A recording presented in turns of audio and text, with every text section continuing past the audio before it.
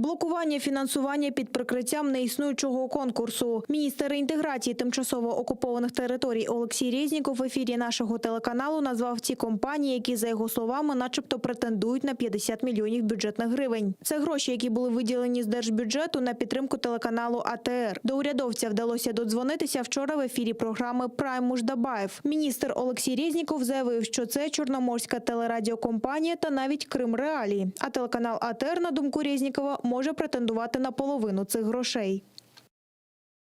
Верховна Рада прийняла рішення і виділила фінансування на підтримку всіх мовників, що сповіщують на окупованій території не 104 мільйони, а 50 всього мільйонів на всіх. На сьогоднішній день є запит від Чорноморки, це теж кримська компанія, яка сповіщує українською мовою, від Крим Реалії, від громадського... Крим Реалії? А їх не Конгрес США спонсорує? Я прошу? А їх не Конгрес США спонсорує Крим Реалії? В мене є запит від Крим Реалії письмовий.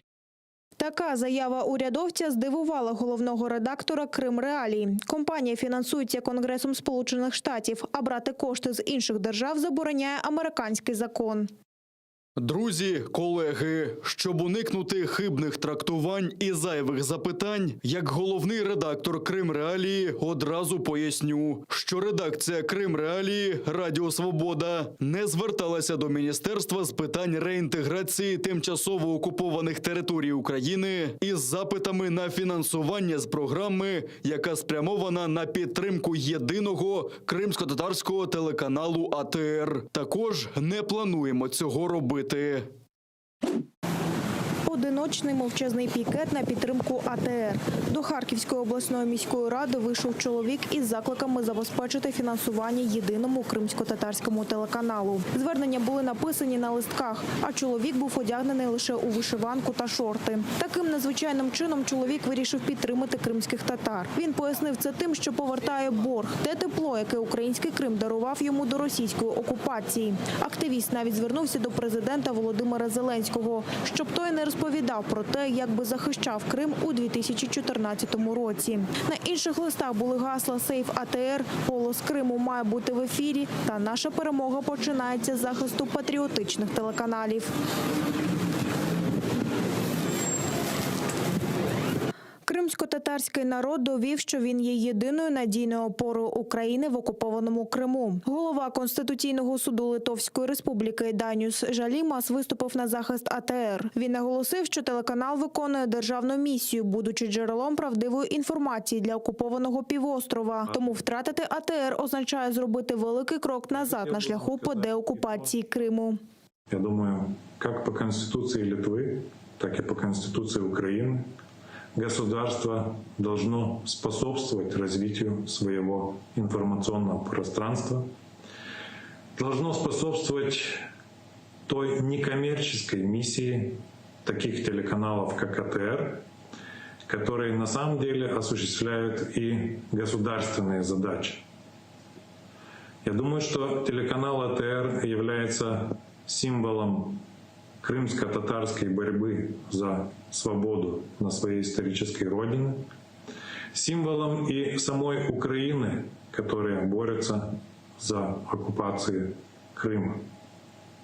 Поэтому потерять телеканал АТР в настоящих условиях – это значит сделать большой шаг назад на пути деоккупации Крыма. В Україні є один кримсько-татарський телеканал. Журналіст Сергій Мельничук приєднався до флешмобу «Сейф АТР. Голос Криму має бути в ефірі». На своїй сторінці у Фейсбук він поділився: «Хтось хоче, щоб виглядало, що АТР не витримує конкурентної боротьби». Чисельність кримських татар в Україні близько 300 тисяч. В Україні є один кримсько-татарський телеканал, але на його фінансування в держави немає коштів. Або хтось хоче, щоб не було, або хтось хоче, щоб виглядало, що він не витримує конкурентної боротьби. Думаю, не в мене одного багато питань щодо першого кримсько-татарського телеканалу, правда?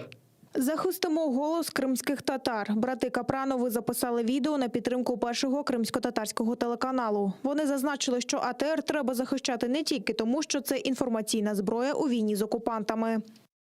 Чому треба зберегти канал АТР, канал кримських татар? Не лише тому, що це інформаційна зброя в інформаційній війні, яку ведуть проти нас сьогодні для того, щоб відхавати у нас Крим. Є інше, воно головне, тому що кримські татари або ж кримці – це корінний народ України, це один з засновників нашої державності. І ми, українці, як чисельніший, як міцніший народ, ми повинні нести відповідальність за них. І ця відповідальність якраз дати їм змогу розвиватися як окремому народу, який живе поруч з нами. АТР – це голос кримського народу. Ми не маємо права позбавляти їх голосу, тому збережемо АТР. Окупанти накрили великим калібром позиції поблизу Південного, що на Донеччині. Били мінометами 82-го та 120-го калібру. На підступах до Авдіївки, Пісків та Водяного, що на Приазов'ї, ворог обстріляв українські позиції з гранатометів різних систем. Обійшлося без втрат з нашого боку, а на всі 7 ворожих обстрілів українські бійці відповідали вогнем. Крім того, розвідка доповідає про активну підготовку по той бік лінії фронту. Російське командування з Південного військового округу перевіряє готовність своїх окупаційних підрозділів.